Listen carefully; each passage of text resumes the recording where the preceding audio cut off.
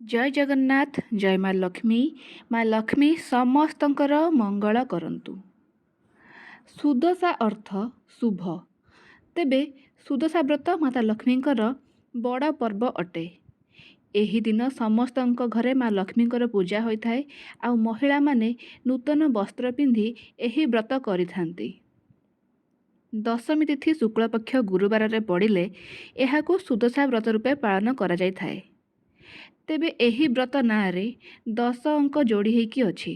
ତେଣୁ ପୂଜାରେ ମଧ୍ୟ 10ଟି ପଦ୍ମ ପାଖୁଡ଼ା, 10ଟି ମୁରୁଜ, 10 ମୁଖୀ ଦୀପ, 10ଟି କଦଳୀ, 10 ମୁଠା ଚାଉଳ, 10 ଗୋଟି ମାନ୍ଦା ଓ ମାଁ ଲକ୍ଷ୍ମୀଙ୍କର ସ୍ୱରୂପରେ 10ଟି ମାଁ ଲକ୍ଷ୍ମୀଙ୍କର ନାମ ଜପ କରାଯାଇଥାଏ।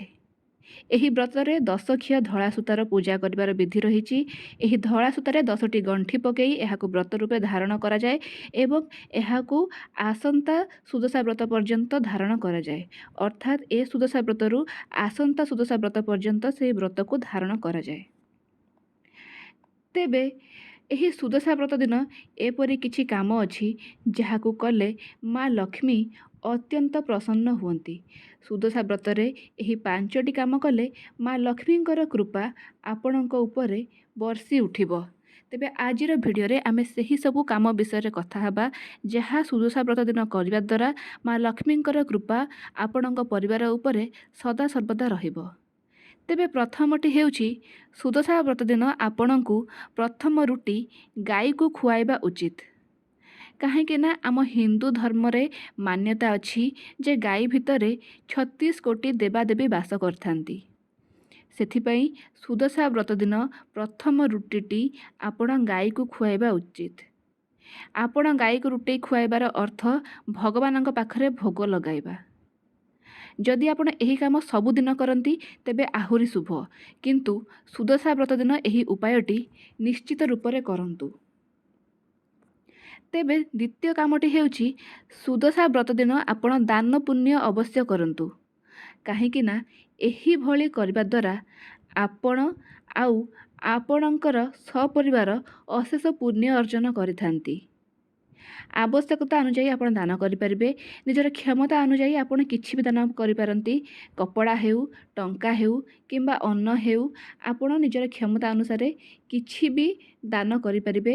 ଯାହା ଆପଣଙ୍କ ଘରେ ଉପଲବ୍ଧ ଆପଣଙ୍କର କ୍ଷମତା ଅନୁସାରେ, ସାମର୍ଥ୍ୟ ଅନୁସାରେ ଆପଣ ଦାନ କରିପାରିବେ।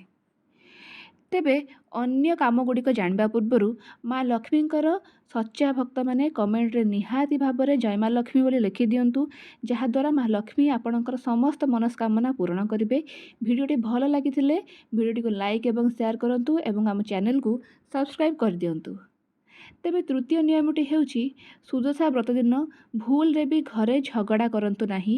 ଏହା ବହୁତ ଖରାପ ହୋଇଥାଏ। ଯେତେ ନିଷ୍ଠାରେ ବ୍ରତ କଲେ ମଧ୍ୟ ମାତା ଲକ୍ଷ୍ମୀ ଆପଣଙ୍କ ଘରେ ବାସ କରିବେ ନାହିଁ।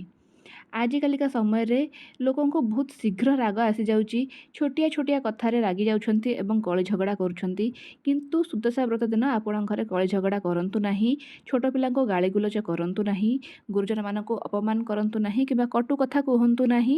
ନିଜର ରାଗ ଉପରେ ନିୟନ୍ତ୍ରଣ କରନ୍ତୁ ଏବଂ ଝଗଡ଼ା କରନ୍ତୁ ନାହିଁ। ଏପରି କଲେ ମାତା ଲକ୍ଷ୍ମୀ କେବେ ବି ଆପଣଙ୍କ ଘରକୁ ଆସିବେ ନାହିଁ। ତେବେ ଏହା ବ୍ୟତୀତ ଅନ୍ୟ 2ଟି ଉପାୟ ହେଲା ଘରର ସମସ୍ତ ଗୁରୁଜନଙ୍କୁ ପ୍ରଣାମ କରି ସେମାନଙ୍କର ଆଶୀର୍ବାଦ ନିଅନ୍ତୁ। ଏହି ଦିନ ଆପଣ ଶୁଦ୍ଧ ସାତ୍ତ୍ୱିକ ଆହାର ସେବନ କରନ୍ତୁ। ଏହି ଦିନ ଆମିଷ ଖାଆନ୍ତୁ ନାହିଁ କିମ୍ବା ପିଆଜ ରସୁଣ ଭଳି ତାମସିକ ଖାଦ୍ୟ ଖାଆନ୍ତୁ ନାହିଁ। ଏହି ଦିନ ଆପଣ ଶୁଦ୍ଧ ଏବଂ ସାତ୍ତ୍ୱିକ ଖାଦ୍ୟ ଭୋଜନ କରନ୍ତୁ। ଏହାଛଡ଼ା ଏହି ଦିନ ଆପଣ ଛୋଟ ପିଲାଙ୍କୁ ବାଡ଼ାନ୍ତୁ ନାହିଁ। ଏହା ଅନେକ ଅଶୁଭ ହୋଇଥାଏ। ଆପଣ ଗାଈକୁ ଖାଇବାକୁ ଦିଅନ୍ତୁ, ଅନ୍ୟାନ୍ୟ ଚଢ଼େଇମାନଙ୍କୁ ଖାଇବାକୁ ଦିଅନ୍ତୁ। ଏହା ଅତ୍ୟନ୍ତ ଶୁଭ ହୋଇଥାଏ ଏବଂ ଏହି ଦିନ ଆପଣ ନଖ କିମ୍ବା ଚୁଟି କାଟନ୍ତୁ ନାହିଁ। ପୁଅ ପିଲାମାନେ ଦାଢ଼ି କାଟନ୍ତୁ ନାହିଁ। ଏହା ଅତ୍ୟନ୍ତ ଅଶୁଭ ହୋଇଥାଏ। ଏପରି କରିବା ଦ୍ୱାରା ମାତା ଲକ୍ଷ୍ମୀ ଘର ଛାଡ଼ି ଚାଲିଯାଇଥାନ୍ତି। ତେଣୁ ଏହି ଦିନ ଆପଣ କେବେ ବି କ୍ଷିୟର ହୁଅନ୍ତୁ ନାହିଁ।